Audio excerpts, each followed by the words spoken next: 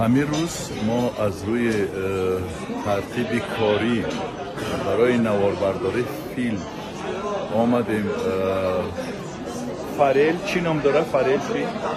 فریل بهار. و در یک لحظه ای که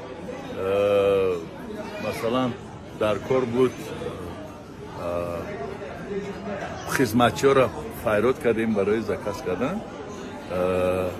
قدیم ازبکی گپ زد و بعد من گفتم چرا تو ازبکی گپ میزنی؟ میگه که من نمیدونم.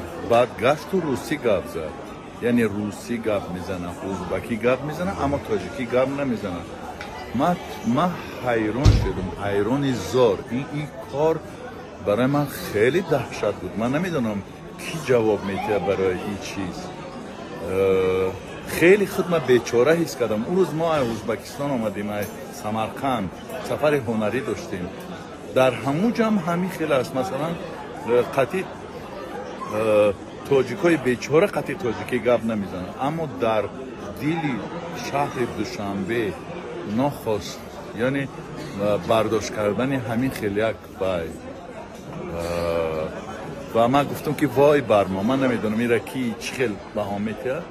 گفتم وای بر ما که گاه ها میگیم استقلال و گاه ها میگیم ما و